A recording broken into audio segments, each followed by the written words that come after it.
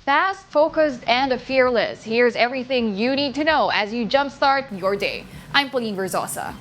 The Senate has elected new committee chairs 3 days after the sudden shakeup. Former Senate President Mig Zubiri was elected the chairman of the Economics Affairs Committee. His committee predecessor, Senator Mark Villar, will take over the government corporations and public enterprises. Senator Alan Peter Cayetano will handle 2 committees, Trade and Industry and Higher Technical and Vocational Education. His sibling, Senator Pia, was elected the Energy Committee chair, while Grace Poe will get the Finance Committee.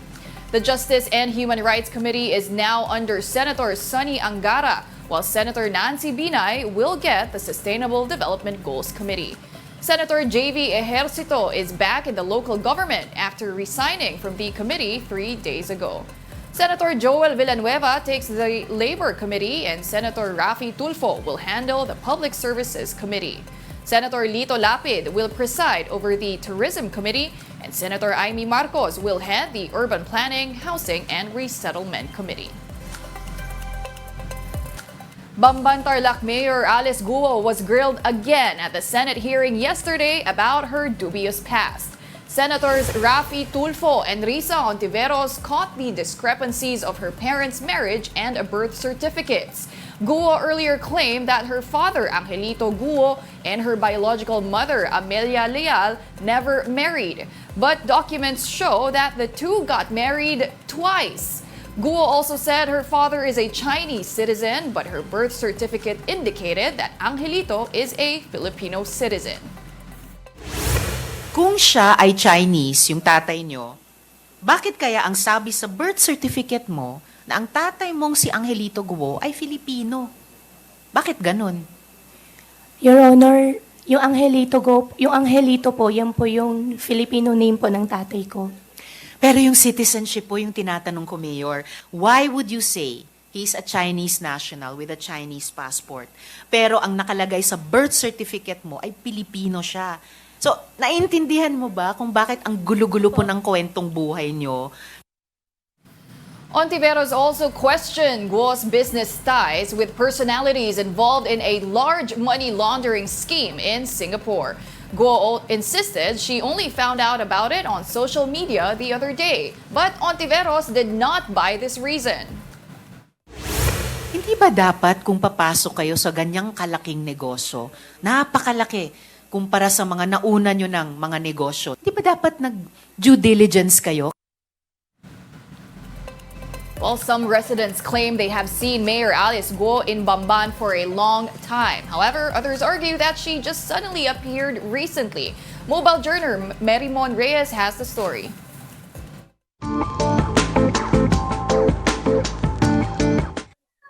Mainit ngayon ang usapin tungkol sa mayor ng Bamban Tarlac.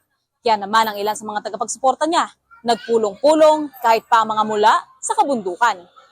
Nagtipon sa harapan ng munisipyo ng Bamban ang higit 30 mga indigenous people at lokal mula sa iba't ibang sitio at barangay sa Tarlac. Pagpapakita raw nila ito ng suporta kay Mayor Alice Guo na kontrobersyal ngayon dahil hindi matandaan ang maraming impormasyon tungkol sa kanyang pagkakakilanlan nang humarap sa Senate hearing. Bagay na hindi raw pansin ng kanyang supporters. Marami po siyang ibinigay na tulong o suporta sa amin sa kabundukan. Pusa po namin pasyang sinuportahan namin. Ito po ay napakabait, na ito po ay nagipagsalimuha sa mga ibang tao at sa aming mga kurot na hindi po nagdidiri. Sabihin na hindi sa maselan. Nagkalat din ang mga ganitong tarpaulin na nagpapakita ng suporta sa alkalde. Nakita rin natin ang sinasabing piggery ni Mayor Alice Guo at sinubukang makakuha ng permiso para masilip ang loob pero walang taong sumagot sa mga katok natin.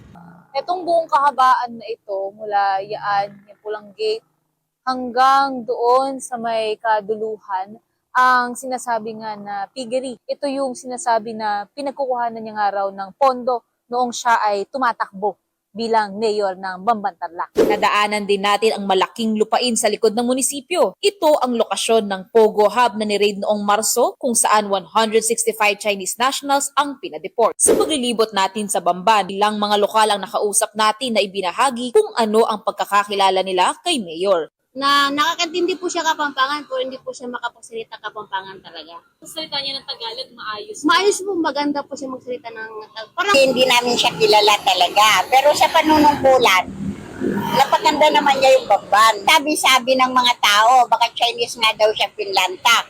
Hindi pa rin natin masabi. Bahala na yung batas. Sila Nang bibigay ng ginaldo sa amin doon, yung mga senior. Dalaga na. Binibintang na sa kanila. Sana makakuha na yun. Alutas na yan. May mga iba po nagsasabi, bata pa. Sabi po nyo ng bata-bata, nakikita din po niyo si Mayor. Meron ding nagsabi na nagulat sila sa pagdating ng bagong mukha sa bayan. Ngayon ko lang po kasi na nakita yung babae. Bigla na lang po siyang lumusod. Hindi ko po siya kilala. Sakto na. Botohan na po. Botohan po siya na bigla na lang po siya nakita. Sinusubukan pa nating makakuha ng panayam mula kay Mayor Alice Guo. Pero maging ang mga tagapagsuporta ng Mayora, hindi pa siya muli nakikita. Para naman sa ilang indigenous people ng Bamban, umaasa silang manatili sa pwesto si Mayor Guo. Ayaw po namin siya mawala sa Bamban. Kahit po madam, sinasabi po siya ng Chinese sapagkat ang dami po madam dito umupo na taga rito, wala man po nagawa. Ngunit ang Chinese siya po ay may nagawa dito sa amin sa Bamban. Mayroon mang pagkwestiyon sa pagkakakilanlan ng kanilang mayor, ang kanila naman natulungan at nadinig daw silang mga nasa kabundukan sa unang pagkakataon. Mobile Journal, Mary Mon Reyes po, hatid ang muka ng balita. House lawmakers resumed their inquiry on the influx of Chinese students in the country. The Commission on Higher Education says Metro Manila has the most number of Chinese students, followed by Cagayan Valley. Concerns on national security remain with two EDCA sites located in Cagayan. According to CHED, they did not see any concerns since Indian nationals, not Chinese, make up most of the foreign students. It adds that the influx of foreign students is linked to the return of in-person classes. Yung influx po talaga ng Chinese students came ng academic year 2023-2024 po, Madam Chair, because during the pandemic, it was really online. So wala po ang mga foreign students po at that time. So this year po namin i-conduct po yung inspection. Former AFP Westcom Chief Vice Admiral Alberto Carlos says he spoke with a Chinese military official over the phone, but he has denied entering into any agreement with China. Here's the report.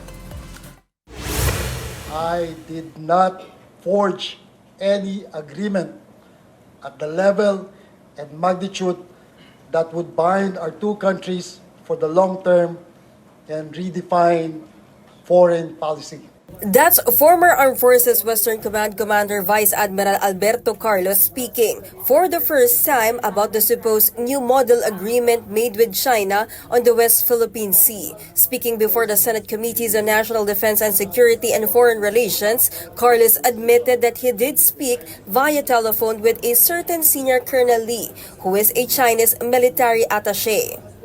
When asked further by the News 5 team later on, Carlos said the person he spoke to was Chinese Senior Colonel Lee Jianzhong. But in the hearing, Carlos denied that he entered into any agreement that endangers the country's national security. The term common understanding, new model, were not part of our conversation, Mr. Chair. Okay, what was the gist of your conversation and how many minutes was that conversation? As far as I can remember, Mr. Chair, it lasted for 3 to 5 minutes. According to Carlos, they did talk about ways to bring down the tensions in the West Philippine Sea. As for the details, Carlos asked for it to be tackled instead in an executive session. Carlos did share, though, that he was in the middle of an operation in the West Philippine Sea when Lee called him. Carlos said he did not know that the call was recorded. So I have not given my consent to record to anybody, and I have not been asked for permission to do so, Mr. Chair. After the Chinese embassy released to media outlets the transcript of their conversation, Carlos said Lee apologized to him via text message. Carlos said he did not respond to this. For senators, China is using the issue to twist the narrative and manipulate the public. Senator Francis Tolentino also called out the Foreign Affairs Department for not immediately summoning Chinese Ambassador Wang Xilian after the release of the transcripts. But the DFA says charges must first be filed against a diplomat before they can take action. The agency explains diplomats have immunity under the Vienna Convention. They could argue, sir, that he was just exercising his function as part of his mandate as a member of the mission. So that would mean even taping a conversation is part of his mandate. Walang ginagawa po ang DFA. Ang DFA naghihintay na may mag-file ng kaso.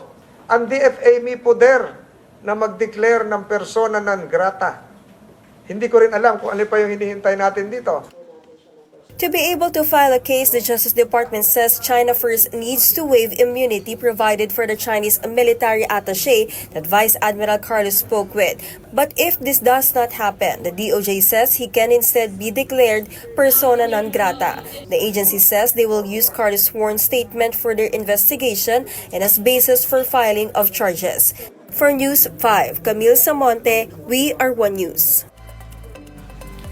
Former Supreme Court Justice Francis Hardileza says the Philippines should file a new arbitration case against China. In an interview on The Big Story, Hardileza said China should be held liable for environmental destruction in the West Philippine Sea. Experts earlier discovered dead corals in the area, which are believed to have been dumped by China for reclamation.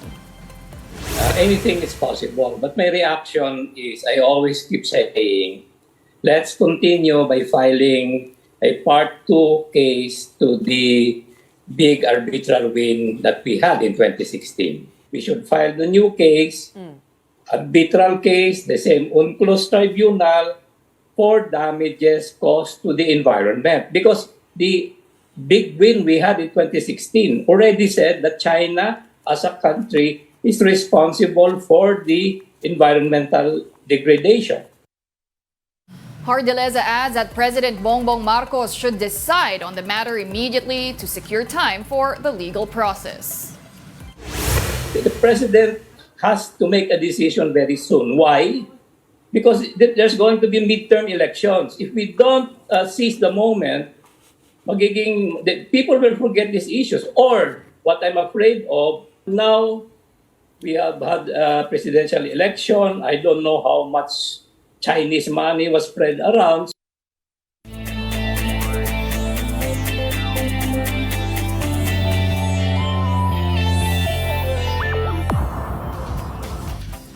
Alex Ayala is on the verge of making history for Philippine tennis.